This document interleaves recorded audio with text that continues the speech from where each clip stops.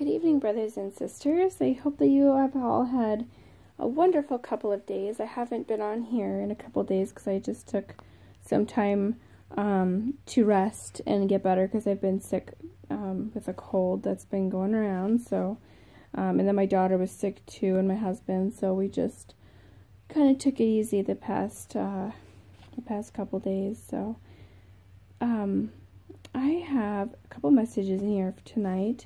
One's a short one, and then one's, well, I'll just tell you where they are. One's in Luke, and it's Luke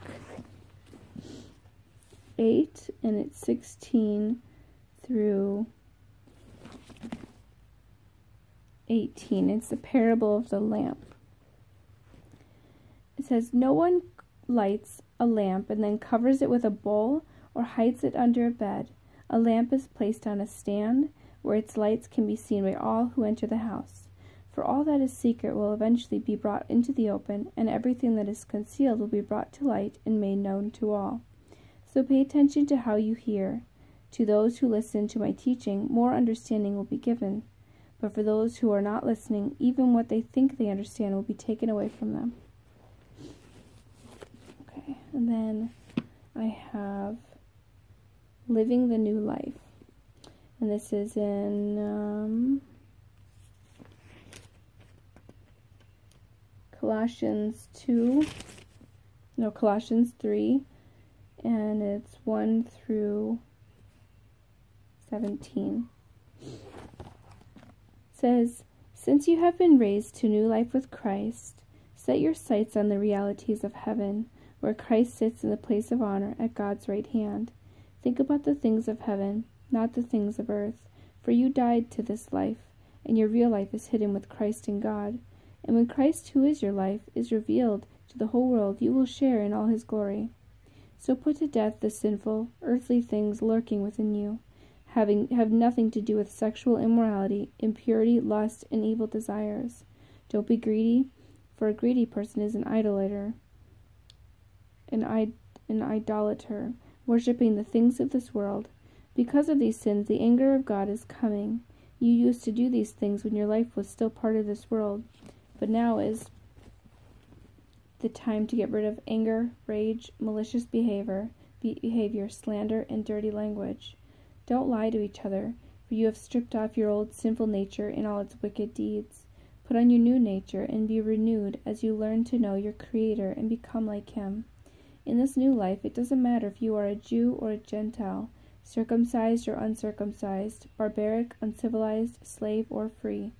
Christ is all that matters, and he lives in all of us. Since God chose you to be the holy people he loves, you must clothe yourselves with tender-hearted mercy, kindness, humility, gentleness, and patience. Make allowance for each other's faults, and forgive anyone who offends you.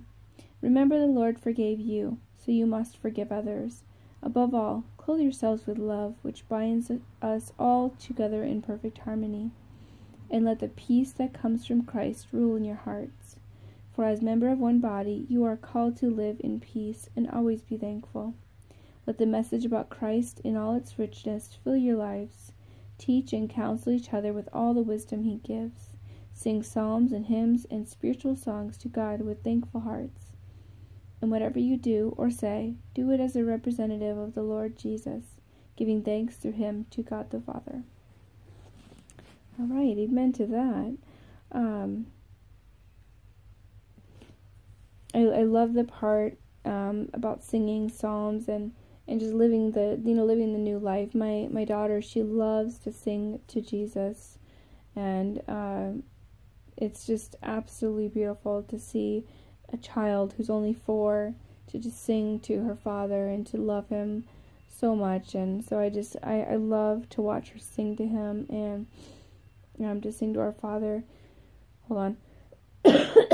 and to sing with her, and it's just a beautiful thing to sing and to worship. And worship isn't just singing, because some people don't always sing. Like my husband, he's not really He doesn't really sing. He likes to listen to music, and just listening to music is a form of worship.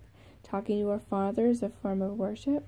Dancing to our Father is a form of worship. Anything like that that has our Father centered around it is a form of worship. So I learned that a while ago, the different forms of worship to our Father and different things that are considered worship, because some people were like, well, I can't sing. How am I supposed to worship Him? You don't have to sing. You can worship Him in so many other ways. Reading the Bible is a form of worship. And, studying the Bible, fellowshipping with other people, you're worshiping our Father. And it's beautiful because He deserves all the worship and praise, because He's absolutely amazing. And, so I've missed you. I know it's only been a couple days, but I couldn't bring myself to come on here. I was so sick. I was just kind of miserable, but the cold is going around. I think most of my friends, not friends, I mean family, they are all sick. So, like my dad and my sisters, they're all sick, and the friends that I have at church, they're sick too. So, it's just going around, and I'll get better. Today I feel better than I did the other couple days, but I think one more night of sleep will do it. That's what I'm thinking. I'm thinking tomorrow is going to be a better day. Not that my cold is anything compared to some of the things that may ail other people, like their pain that they suffer with every day, and just think about that, and I dwell on that, and I like to think about, it's not that our problems don't matter, even if they're small. Of course they do. Every problem matters to our Father, but it's just nice to think about, to think about other people other than yourself too, and to just think about their pain and what they're going through, and pray for them, and think about them, and think about the things that they don't have that you do, and to pray that they may find the things that they need. People that are like homeless, and people in other countries that just don't have much to live on, and to think about them. And sorry, I'm just going off on a tangent here. I think about that kind of stuff often, and I've had a couple dear friends in my life who have taken many trips across to like Africa and stuff, and have helped many families in need who just don't have much. And it's so sad to see how much they don't have, but they're still so happy, because they learn to appreciate the little that they do have, the blessings that they have. And so that's why when we get into moments in our life where we think we just don't have enough, and we need that extra shirt, or we need that extra, whatever you like to buy, just think about how much you do have, and be grateful for what you have. So, but I'm going to go because my daughter's calling me. She just got out of the bathtub. So, I love you all so dearly. Sweetest blessings to you, and good night. I'll talk to you soon, Lord willing.